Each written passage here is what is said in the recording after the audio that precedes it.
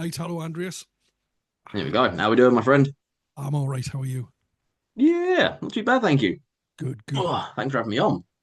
No, absolute pleasure. You were one of the first people that sprung to mind when we were talking to people about doing this, and I'm hoping you're going to come back and do some more for it anyway. Um, Absolutely, anytime. one of the things before we dive into your specialist subject, if you like, if we pretend this is mastermind for a while, we'll go into we'll do your general knowledge first because it's been for me anyway. It seems like it's been a bit of a bizarre week in politics in some respects. Yes, yes, it has been. I mean, It's, I was going to start with other stuff, but my first one has to take us to the events at the weekend at the CPAC conference. oh yeah, I thought you were going to say straight away about the German election results. No, well, we might come into that. That was squeaky bum time for a little while. Uh, Oh my God, was it? yeah, Yeah, no CPAC. yeah, because it kind of it. Some of the media I was watching and reading was kind of surprised by that salute, and I kind of felt there wasn't many of us who weren't surprised by it. I mean, what was your take on it? It's I didn't have it on my bingo card, that's for sure. For 2025, the idea that nearly 100 years on, an illegal salute, which is demonstrably illegal throughout majority of the world, and we've got one of the richest men in the world openly doing it.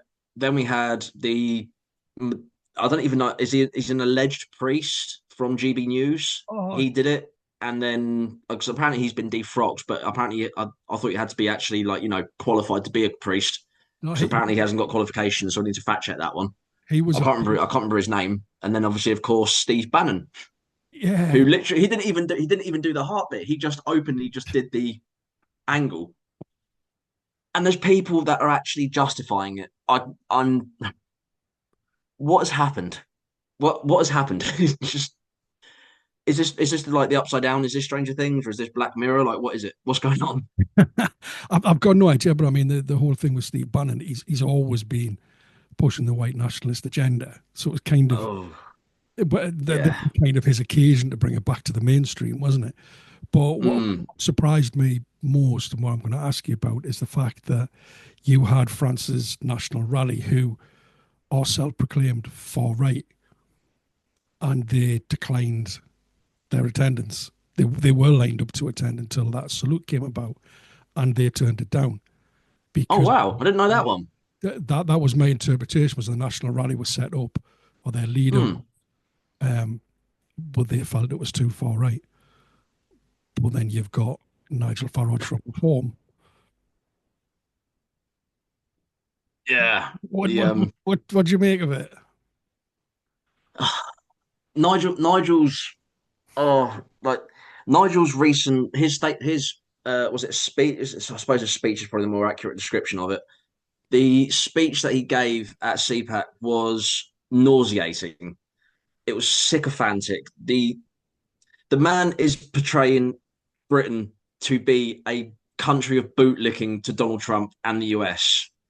Like I can't get my head around a lot of the stuff that he was saying because he's openly made wild accusations and allegations. There's no free speech in the UK. You get locked up for saying anything.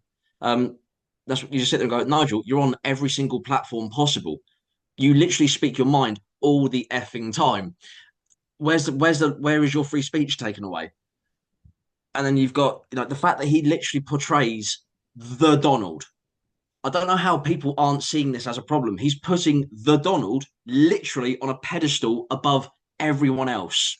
The man who is a literal adjudicated rapist. It is words from the judge and the court. This is legal. This is fact. Not even going to go into the years of allegations of what's against him, but my God, why are people following Nigel? Like, why? Why can't? Am I being stupid? Am I blind to it? Like, why? And then you talk about the links with the ADF as well, the AFD, sorry, Alliance Freedom, Yeah, AFD, ADF. both Yeah, the Alliance Freedom Fund or defend the Alliance Defense Defending Freedom. That's it. AFD. Yeah, Alliance Defending Freedom. They're if don't know if you've heard much about them. but from Yeah. just the little bits that I've seen of them, not only are they not only one of the richest groups, like think tank wise, in the world, there's three, I think it's three or four of their head people have written books specifically demonizing and hating anyone who is not heterosexual. Like literally, it is just vile upon vile. And then you've got, of course, the any woman who has an abortion should be punished by the law. And in their thinking, which is literally written on their papers, even if you've been, assaulted sexually or you've been have it forced upon you, regardless of what's happened to you as a woman, your choice is taken away, according to these people. And Nigel is in line with these people. He's spoken at their events. And people sit there and tell me, oh, Nigel's pro women. How? How? What is just, oh, it's crazy. It is, I agree with you, and it's really really frustrating trying to have that conversation with people because he's the yeah. it goes way beyond just abortions. It's about fertility treatment and all that. Anything that's not God's will, they're against. And this man's in bed. He's clearly in bed with them. He makes no bones about that. But that's kind of expected, if you like, if you look at the way that reform have been voting in Parliament recently, particularly abortion rights, Yeah. domestic abuse, all of these things, and particularly, you could highlight workers' rights, which predominantly were there to support women in the workplace because, again, predominantly they're the lower paid. They're the ones who will be on 0 hour contracts. So it was more focused upon supporting women and giving women more rights in the workplace. So was the harassment bill. That was built into that, and Reform voted against them all. And I don't know if you've just been watching the news, but you've had Richard Tice at the same time. This is completely off on a tangent. Who's been banging on and on and on about Ukraine, and there's a debate in Parliament right now, and Reform aren't there. But yeah, Jock. they're the ones who are going to support Donald Trump to end the war in Ukraine, but they're not there. This is frustrating. It So, really is. Yeah. in your words, and how do you come at that? Because you put out a lot of content, and it's usually Mm, it's researched and it's evidence at the time that you're presenting it. So how do yeah. you combat that level of, I can't find another word, of extremism, if you like, because that's what it's I think built. that's an apt word. Yeah, I think that's a very apt description of him. I think so. Like to get into the content that I do. Obviously, I come at things from a moral and ethical standard. That obviously, everyone has their own. Whether you when you're brought up and whatnot, and people have it, whether it's religion or everything Yeah. else, it's fine. But like mine are just very simple, basic. You're a decent human being. You don't do anyone wrong. You don't hurt anyone. You do think morals and ethics are there for when no one's looking. That's the key point of like having strong morals and ethics. And I come at everything from that. So I get accused all the time of being, a liberal lefty or a far left, just because you put like the videos I've got, obviously there's a lot of Nigel, there's a lot of Robinson, there's a lot of Reform. And because it's these people who happen to be very immoral, far more often than anyone else, they're the ones that are in my target sites essentially. And what I've found when I'm doing this is just from the research that I've done, the videos that I've put out, it is very clear to me that Nigel has very few, if any, morals at all. He's quite happy selling anything and everything to get what he wants. And I don't know how, but he's got such a sycophantic fan base. I don't know whether you can't say that, every single reform voter is, a far right or a racist, because that's doing a disservice to a lot of people. Because obviously there's some people who don't have the education, don't have the access online to technology and various other things. They just support someone who they think, because of the media, the scaremongering like GBN and everyone else puts out there. It's yeah, there's a lot they've got a lot of support, but at the same time they do have a lot of, I'm sure, as you found out through various apps like TikTok, they've got some real staunch supporters who will say anything and everything in your videos. They will report you. They will do anything they can to quite literally silence you. And Mhm. these are the people going, oh, we're having our freedoms of speech taken away. Well, as soon as I say something that you don't agree with, you want to shut me down and not actually have a conversation. Yeah, we'll Mm, not get into that one. yeah, But it's one a of the things that struck me, if I can't say it, about possibly the last few weeks, month maybe, when I've been watching your posts, they've felt a lot more personal. The emotion mm, from it is almost tangible. This is affecting you on a personal level about what's yeah. happening in society at this moment in time. It bugs me that there's a lot of innocent people getting wronged when they that shouldn't be happening. And you look at, like, for example, everyone's going on about the heating allowance for the OAPs, and obviously there's a means test going on. There's all this sort of thing. And a lot of people have just jumped on it to demonise the government, but yet no one's actually given an actual backside or care about the disabled who are now being targeted quite strongly by the current government, because that's how it's always been. Every single government does it in charge. They take what they hit the elderly first, then the disabled, then the low income, well, like benefits, then the low income, then it'll be middle class, and then by the time they come out of government, they don't even touch the rich. And I see so much, like, especially as well because my partner's disabled. I Mm. see a lot more in this area than I ever have done before, and it's it bugs me the fact that there are so many wrongs going on, and there's no why aren't these people in charge doing things about it? Why aren't they helping? They said they're supposed to be helping. Why aren't they? Mm. And there's a lot of the demonizing, especially with the other content about, obviously with Islam, like, just going on that one briefly. The amount of media portrayals that goes on there, the double standards from the media makes me sick. I.e., like, when they obviously, with everything that's been going on with the gangs, like the G gangs, um, you see it in the media. If they're anything other than British, they're a G gang. But if they're British, they're just a criminal enterprise. And just look at the wording from the Glasgow gang, for example, like that, and then compare it to some, like, one of the more recent ones in, I think, Telford or wherever else, and you see the comparisons. Mm. And it's just it's a double standard and a hypocrisy that makes me sick. And it feels just like I do take a lot of it personally, yeah, because It's it's just just felt wrongs doing. it's felt more so recently that this is really hitting home for you now about the personal impact and the whole issue around morals and ethics, because you touched on it before about you get called the loony lefty and all the rest of it. Yeah. Because when I was growing up, I never considered myself to be left. I just considered myself to be, Mm. I was an okay person. I was a decent person, simple as that. That's the way society viewed you. It wasn't left. You were either decent or you weren't. There was no grey areas when I was growing up. But Yep. kind of just touching on the Glasgow thing, because those comments have really gnawed me as well, because the Glasgow grooming gang went on for a period of over 7 years. Mm-hmm. Try and discuss that with people and say, well, surely there was a cover up somewhere. Somebody was hiding this. Somebody knew something. So why don't we have that same outrage? Why is it not present in society and the media? Because it was covered up. Somebody covered it up. Yep. Whether that is friends, family, and I would imagine somewhere along the right line there was social care involved somewhere with those children. Wouldn't surprise me. Yeah. Yeah, somebody's let those kids down big time. But where's the outrage? There's none. Nobody's saying don't talk about grooming gangs.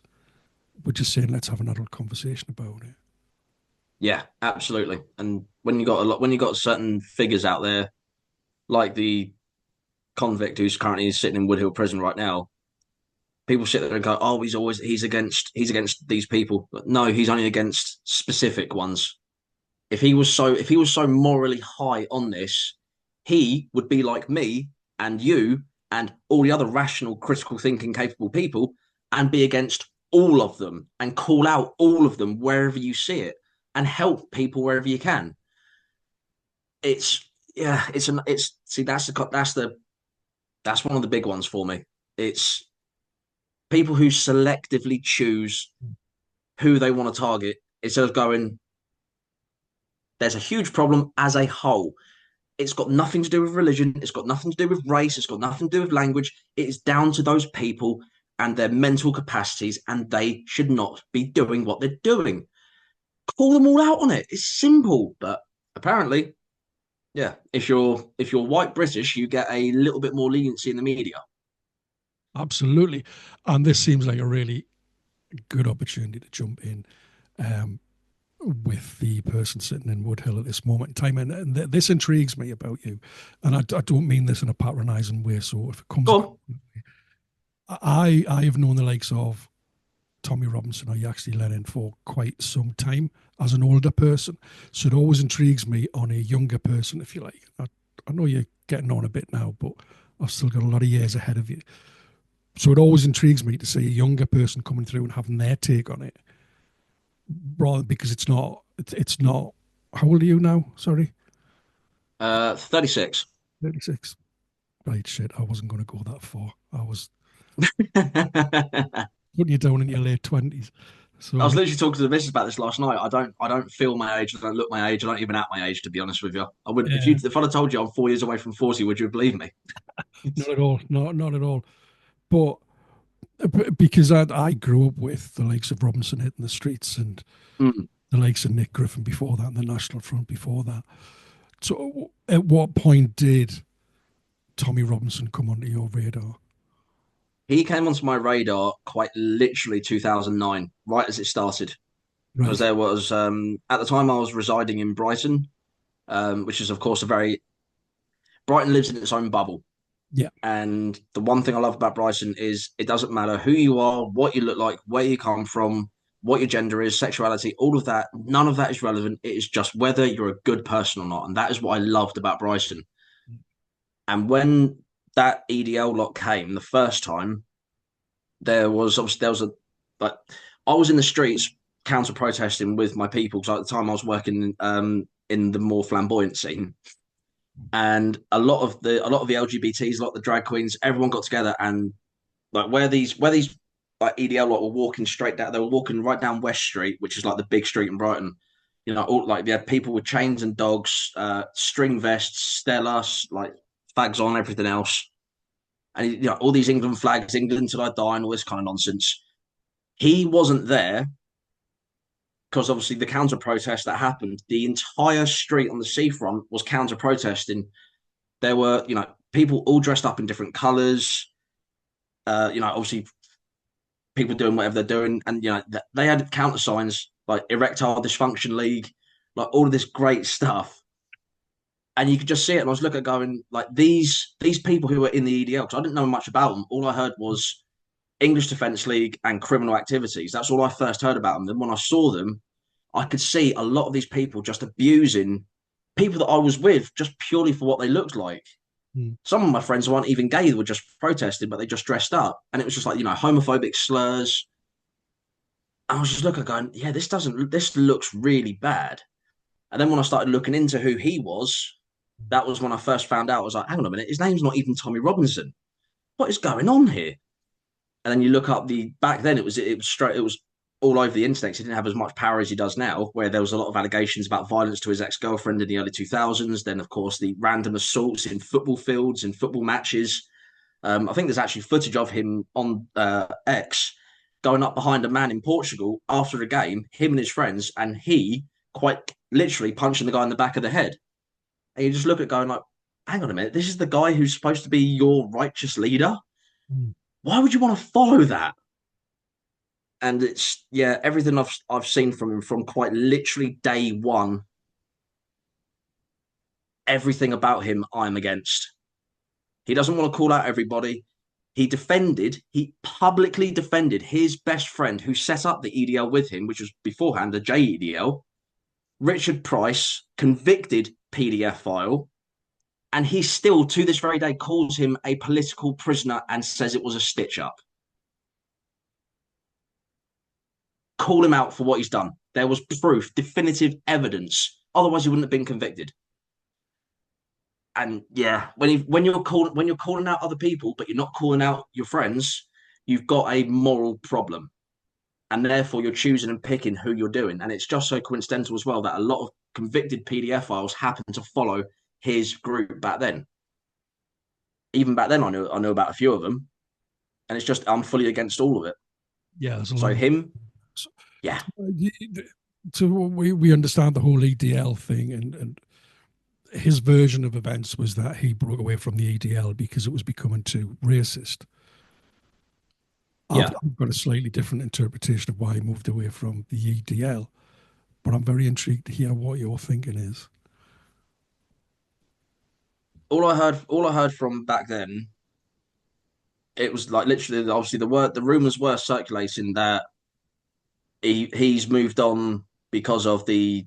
There were a lot of people who were becoming very, very vocal with their views. Mm. A lot of people who were very extreme with their views, and as far as I was, from what I could see anyway, back then, he was going to leave it because it was causing too much problem.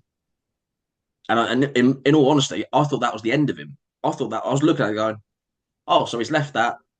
That's absolutely fine. And then, of course, the links with, I think, UKIP were around that time as well, Mhm. which is when Nigel then put up the ultimatum to the UKIP people. It's either him or me.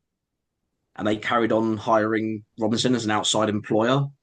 And Farage literally just went, right, that's it, I'm gone. Mm. Which, I mean, the only time you're going to get, only time Nigel gets credit from me. He stuck to his guns then and he just walked away. Mm.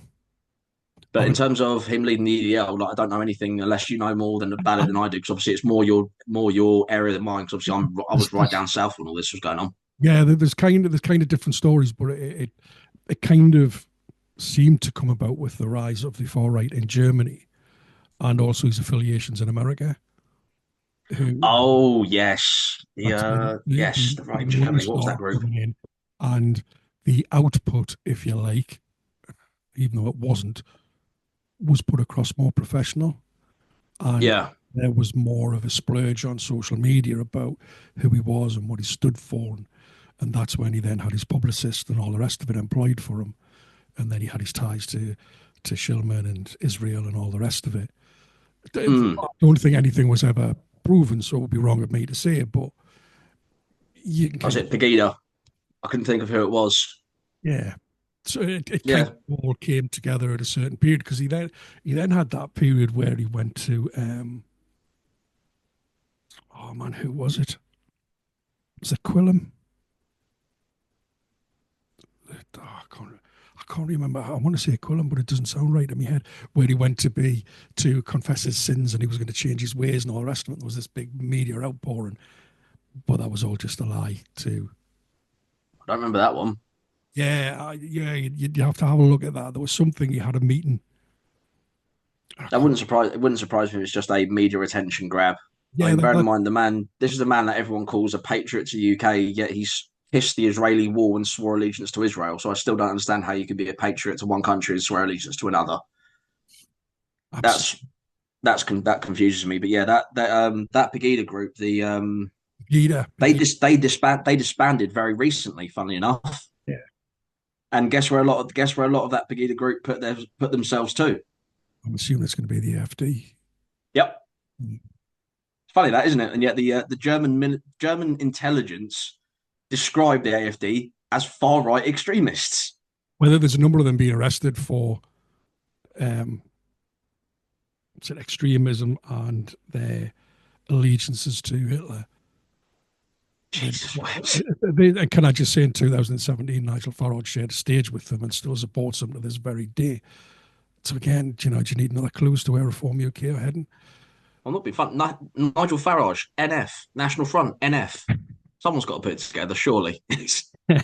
Anyway, getting back on topic, because Mm. it brings us to the current events that are happening with Yaxley Lenin, and I think just your version of events leading up to his arrest following the demonstration Yeah, before he fled the country. yeah. So the Kind of give a little bit of background if you can, just to the Jamal. yeah, sure. To So from everything that I've looked into, because I've looked into him quite staunchly. I was like it's all since the film, since the documentary, Silenced, which isn't a documentary. I mean, he deserves a Golden Globe for his performance in it. That's for damn sure. But he got himself involved in. Well, I say he got himself involved. As it turns out from the court, there was obviously the Schofield incident. Can't remember what the school was called.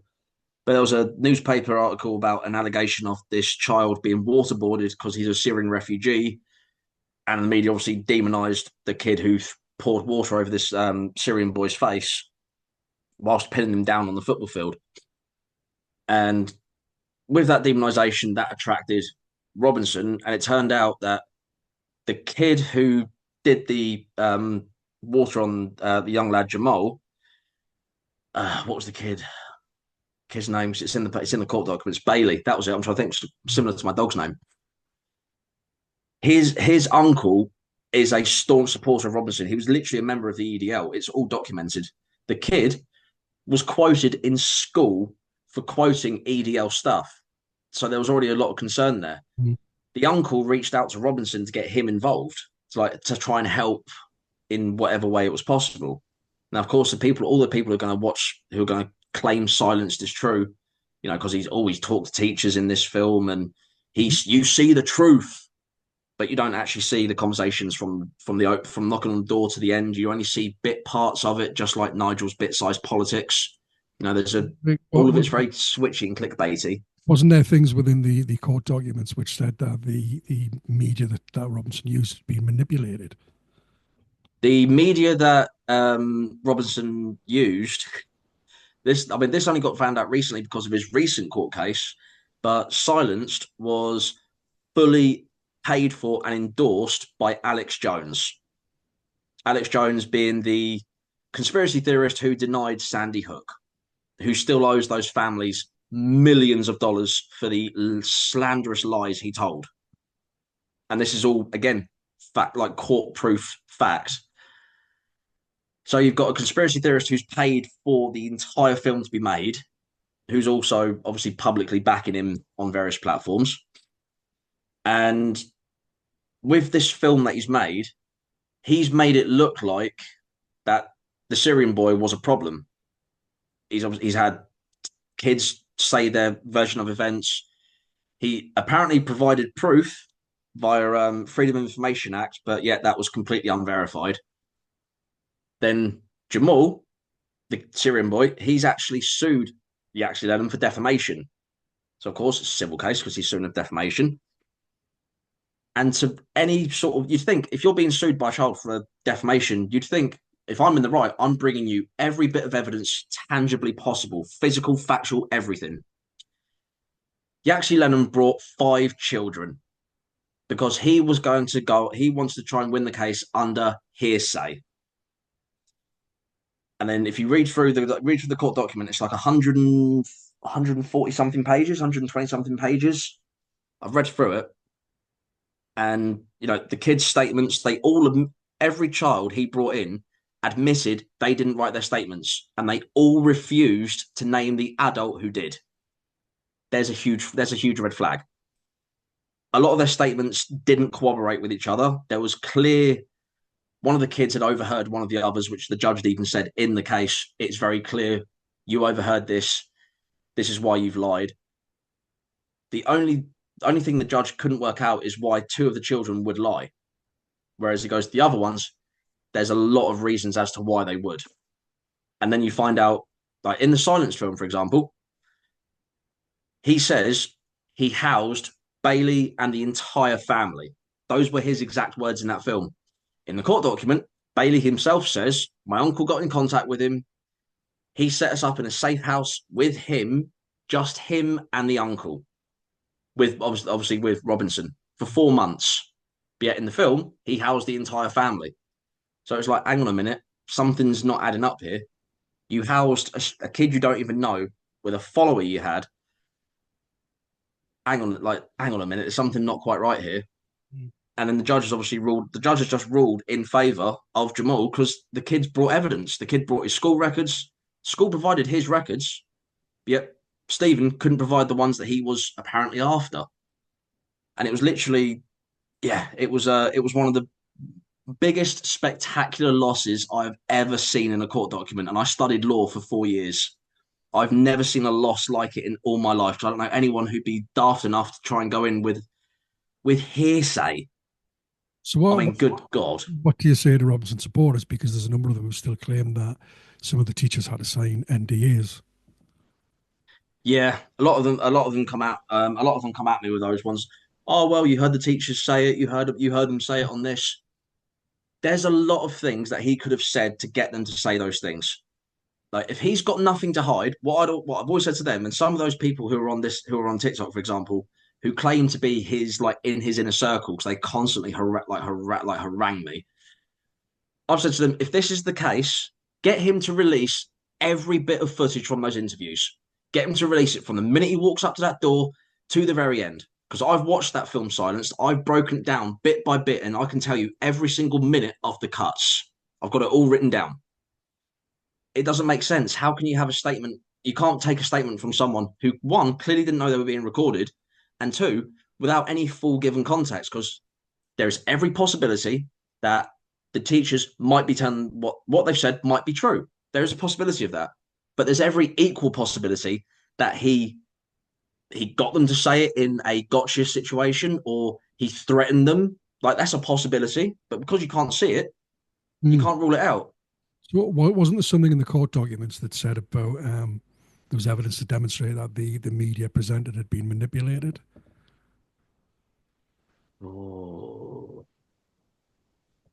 I I don't can't recall that one specifically. I recall more of the students, like the one who claimed that she got hit, for example, with the hockey stick, remember. claiming she was on, all these pain, like these permanent painkillers and can't do this, can't do that. And then her GP's actually in the courtroom going, yeah, no, that's not true. Like I've not prescribed her anything for years and years. Like just definitively not true. In terms of the media portrayals of him, can't recall too much on that one. I know Robinson was quite loud about it, saying that he's obviously because he's white, he's being demonized. I know there's a Mhm. lot of there's a This was lot of more to that. do with the media shown in the so-called documentary, or some of the evidence that was presented as part of that. It showed that Robinson had manipulated what had been used, so it was kind of cut off at certain points to string sentences together. I don't know how true that is. I don't recall seeing those ones. The judge didn't say anything. Right, we're not going to that road then. Yeah, I don't recall anyone. I don't recall the judge saying anything about about media situations being cut in. It was literally just a case of these kids have clearly been guided to saying what they're saying. so, in terms of Robinson supporters, because they'll still say that he's innocent, but the biggest argument they try and put forward is that this was a civil case, and civil case doesn't bring a sentence. How Yeah, did the how did that go from civil case to prosecution and well, imprisonment? if he'd done the sensible thing, taken his loss like a decent human being and gone, okay, I've lost. I will pay whatever damages that he's awarded. Everything else. Obviously, the kid's still owed £100,000 for all intents and purposes. Like as far as I've not found any proof anywhere that the kid's actually been paid the damages that he is owed. Um,